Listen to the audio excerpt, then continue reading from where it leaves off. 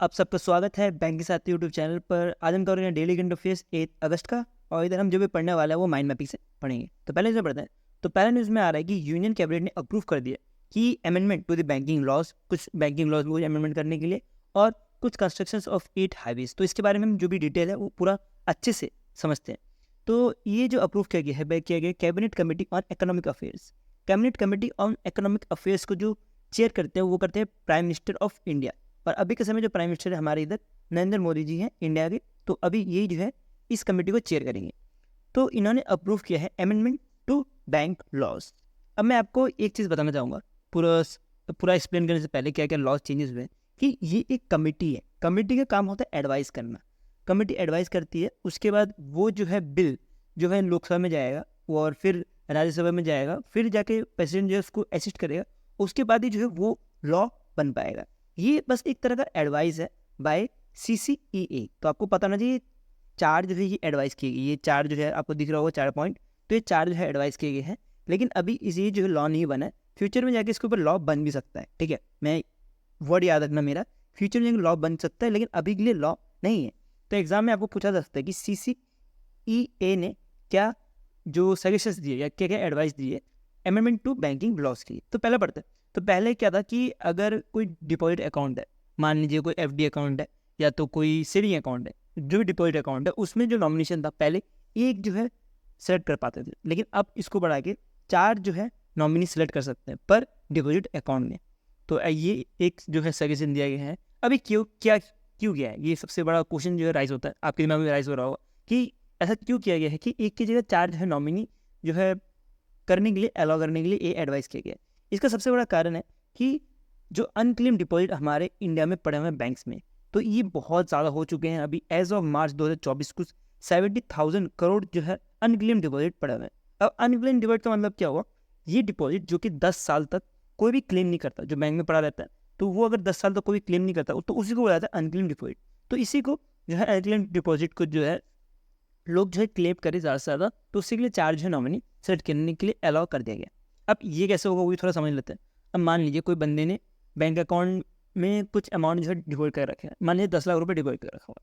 ठीक है, अब ऐसा भी हो सकता है ना कि वो 10 लाख रुपये भूल जाए या वो डेथ हो जाए। ठीक है, डेथ भी हो सकता है, डेथ वाला सिनेरियो भी है। तो उस केस में क्या होगा कि जो एक नॉमिनी जो है वो बाई चांस भूल गया हो कि क्लेम करना, तो उस केस में जो दूसरा नॉमिनी है वो क्लेम कर सकता है, दूसरा नहीं तो तीसरा नॉमिनी जो है वो क्लेम कर सकता है वो 10 लाख रुपये।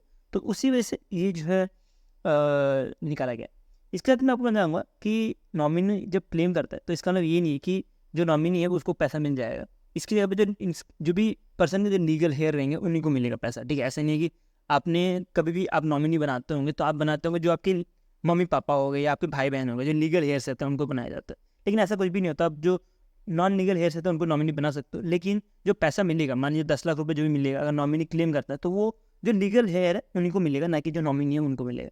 तो ये एक डिफरेंस है नॉमिनी और जो लीगल हेयर होते हैं उनके बीच में। चलो हमको ज़्यादा डीप में चले गए, थोड़ा आगे बढ़ते हैं। तो इसमें बैंक ने जो पहले क्या होता था कि जो भी बैंक का ऑडिटिंग रहता था, जैसे ऑडिट करना पड़ता है ना बैंक का, तो वो ऑडिट करने का काम जो है पूरा का पूरा RBI का रहता था। लेकिन अब जो है बैंक को ज़्यादा मतलब फ्रीडम देने के लिए एडवाइस किया गया है बाय CCAE। तो बैंक को बोला है कि ज़्यादा से ज़्यादा फ्रीडम मिले कि वो अपना ऑडिटिंग खुद कर सके। तो ऐसा कुछ सजेशन दिया है। इसी के साथ जो बैंक जो होता है हर समय रिपोर्ट करते हैं, जो भी उनका रेगुलेटरी कंप्लायंस है उसके हिसाब से काम कर रहे हैं कि नहीं, उसका जो रिपोर्ट देते थे पहले वो देते थे 2nd और 4th फ्राइडे को। मतलब कि 2nd फ्राइडे और 4th फ्राइडे को जो भी जैसे भी उनका काम चल रहा है ब्रांच में, तो वो रिपोर्ट करने का काम होता था RBI। लेकिन CCE ने सजेस्ट किया है कि 15th और last day of every month में जो भी रेगुलेशंस कंप्लायंस है वो जो है बैंक RBI को सौंपे। तो ये कुछ एक सजेशन है CCE की तरफ से।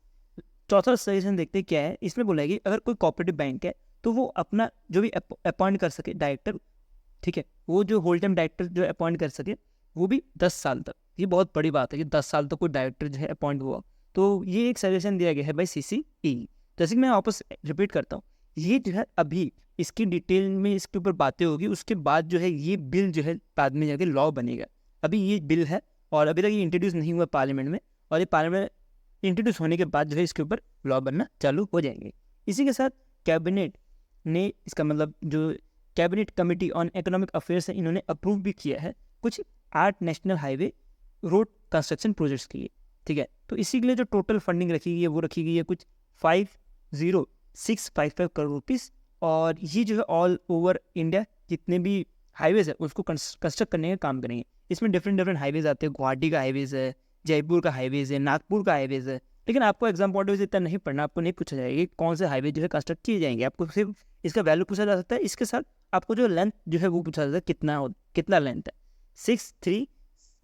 936 किलोमीटर लंबा जो है हाईवे बनने वाला है, ठीक है। ये जो 8 हाईवे बनेंगे टोटल जो है 936 किलोमीटर लंबा हाईवे बनने जा रहा है, ठीक है।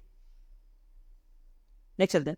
नेक्स्ट आ रहा है प्राइम मिनिस्टर नरेंद्र मोदी जी ने इनॉग्रेट करने जा रहे हैं 32 international conference of agriculture economic 2024 का। ये जो इवेंट है, ये जो कॉन्फ्रेंस है, इससे पहले 31 जो हो नहीं पाया था बिकॉज ऑफ द कोविड की वजह से हो नहीं पाया था। अब जाके 32 हो रहा है, वो भी इंडिया में हो रहा है, न्यू दिल्ली में। वो भी इंडिया में न्यू दिल्ली में कहाँ पे हो रहा है? National agriculture science centre complex में होने जा रहा है ये इवेंट। ये इवेंट इतना इंपॉर्टेंट क्यों हमारे इंडिया के लिए? क्योंकि इंडिया में कुछ 65 ईयर्स के बाद ये इवेंट होने जा रहा है, जिसकी बहुत ज़्यादा इंपॉर्टेंट है। और ये इवेंट जैसे कि मैंने बताया कि 2021 में होने वाला था। इसका मतलब क्या? ये हर 3 साल में ये जो इवेंट हुआ जाता है। 65 ईयर्स के बाद हो रहा है ये इवेंट। तो इससे पहले कहाँ पे हुआ था वो ये हमारे एग्जाम पॉइंट से बहुत इंपॉर्टेंट बन जाता है। तो इससे पहले जो है 1958 में जो है कर्नाटका में ये इवेंट हुआ था, ये जो कॉन्फ्रेंस हुआ था, ठीक है। तो अब इसके बारे में पढ़ते हैं कि क्या क्या इसका एम है, थीम है और कौन जो है इसको ऑर्गेनाइज कराता है। तो ये इसका जो एम है कि शेयर करना, रिसर्च, टैकल करना ग्लोबल इश्यूज़ को, फॉस्टर करना और कोलैबोरेशंस, और जो भी यंग रिसर्चर्स है उनको मोटिवेट करना कि वो जो है इनोवेशंस करें एग्रीकल्चर में, ठीक है। इसका मतलब क्या है कि सस्टेनेबली हम जो है एग्रीकल्चर को यूज़ किया जाए इन रिस्पेक्ट ऑफ, जैसे भी क्लाइमेट चेंज आ गया, अभी जो हम जो भी प्लांट्स उगाते हैं वो उनका भी जो डिग्रेडेशन होने लगा है, ठीक है। उतना नहीं प्रोडक्टिव इतना हो नहीं पाता जितना पहले होता था। तो वो सबसे लड़ने के लिए जो है ये कॉन्फ्रेंस रखा जाता है। तो इसका थीम क्या है वो पढ़ते हैं, बहुत ज़्यादा इंपॉर्टेंट है थीम एग्जाम के लिए हमारे। तो वो है transformation towards sustainable agri food system. जैसे इसका थीम से पता लग रहा है कि सस्टेनेबल एग्री फूड सिस्टम बनाने के लिए जो है ये कॉन्फ्रेंस रखा गया था इस साल का, ठीक है। इसको ऑर्गेनाइज कौन कराता है? इसको ऑर्गेनाइज कराता है international association of agriculture economics, जो कि कर्नाटका की एक संस्था है। इसी के साथ आपको डिफरेंट संस्था मिलेगी जो हमारे इंडिया से ऑर्गेनाइज कराने वाले, आपको डिफरेंट नाम मिलेंगे। एग्जाम पॉइंट ऑफ व्यू से इतना इंपॉर्टेंट नहीं है, लेकिन आपको तब भी ये सब पता होना चाहिए। इसका फुल फॉर्म आपको नेक्स्ट स्लाइड में मिल जाएगा। इसमें एक अवार्ड भी दिया गया था, आप ये पॉइंट देख सकते हो। ये वाले बंदे को जो है ये अवार्ड दिया गया था 2024 का, ठीक है, for the best agriculture economics. और इन्होंने जो है काम किया था इन टॉपिक रिलेटेड टू अफ्रीका का डेवलपमेंट के लिए, तो इसी वजह से इनको ये अवार्ड दिया गया था।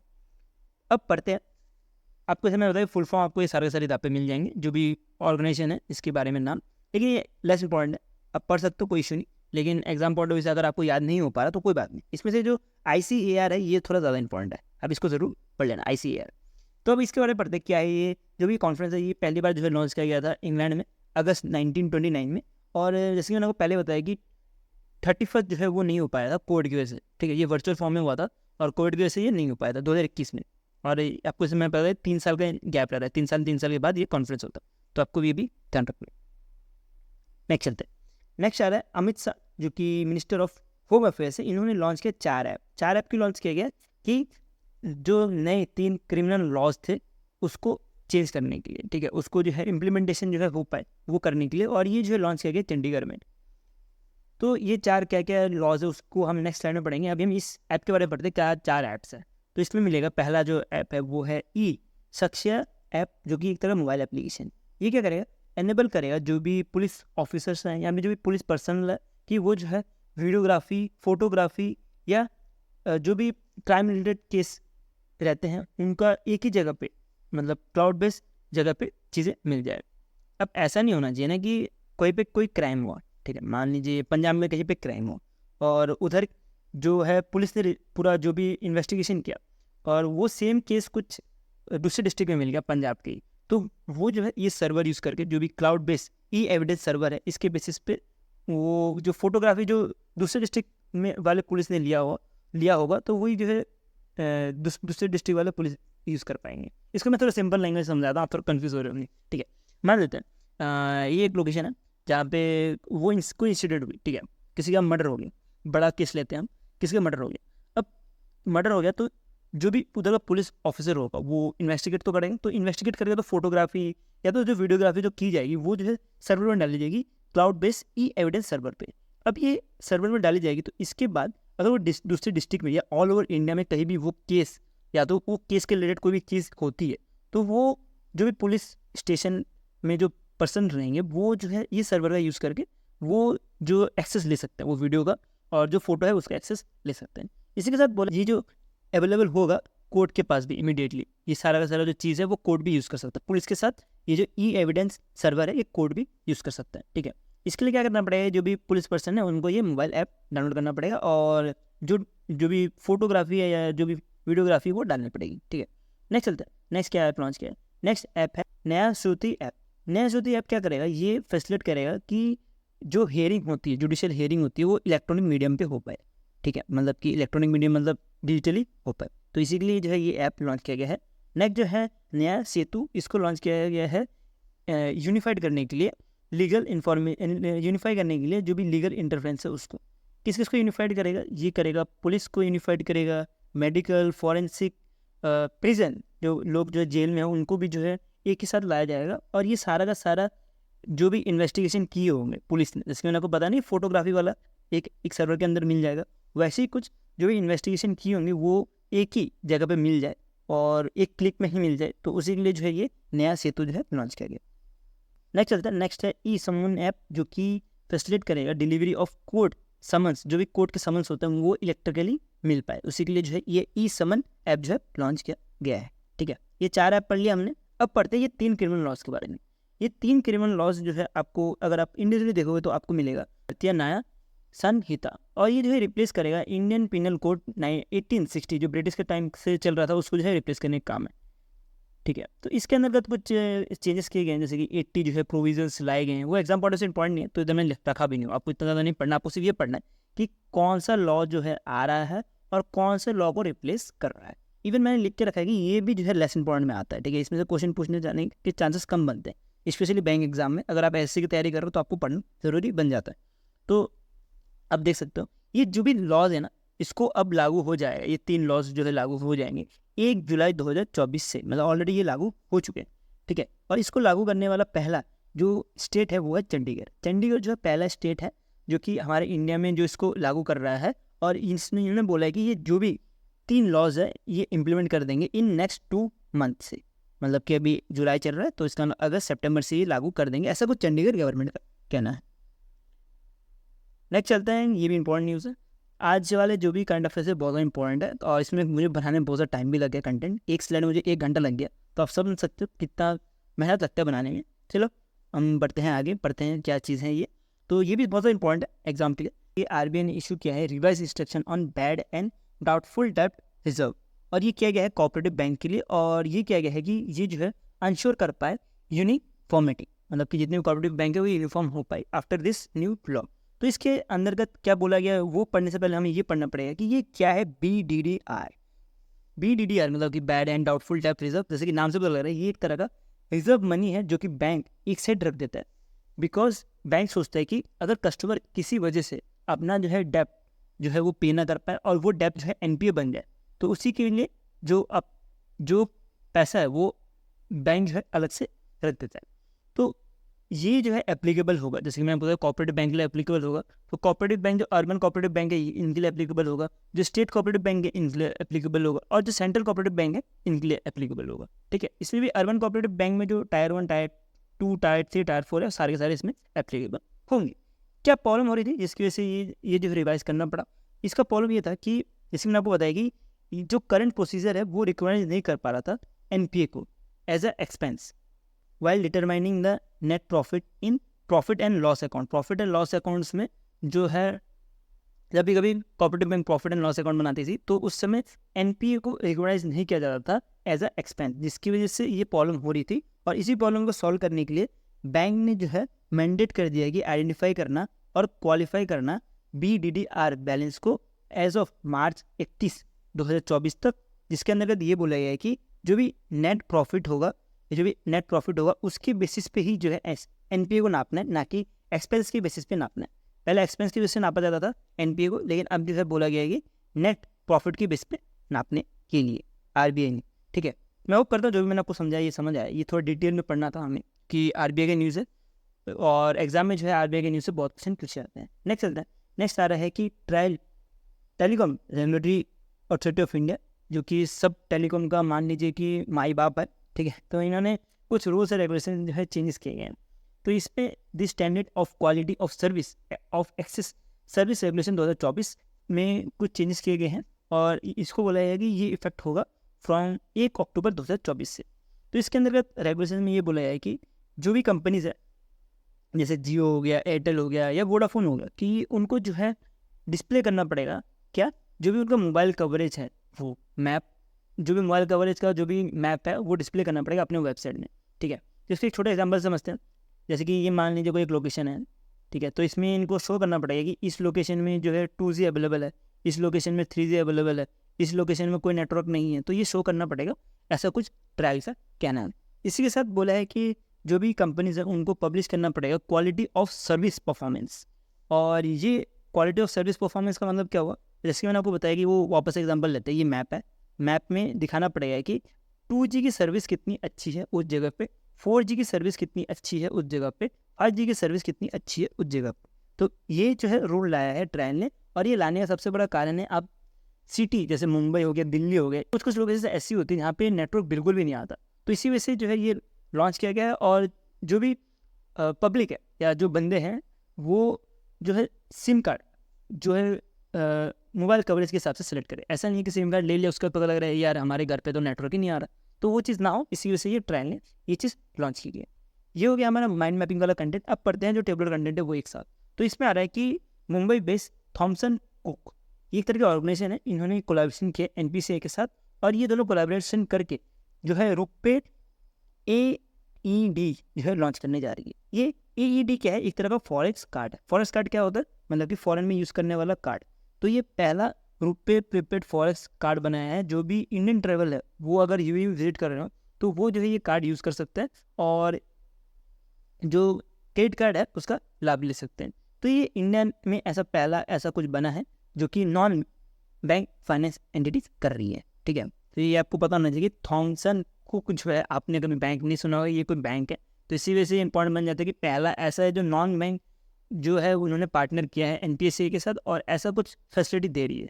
ठीक है, नेक्स्ट चलते हैं। आईआईटी मद्रास ने पार्टनर किया है विद आईडीबीआई बैंक के साथ, और ये जो एस्टैब्लिश करेंगे IITM सिक्योर सिस्टम लैब। और इसका काम क्या होगा, इसका काम होगा कि डेवलप्ड और डिप्लॉय करना सिक्योरिटी सॉल्यूशन जो हेल्थ केयर सेक्टर है या फिनटेक सेक्टर या एरोस्पेस सेक्टर में।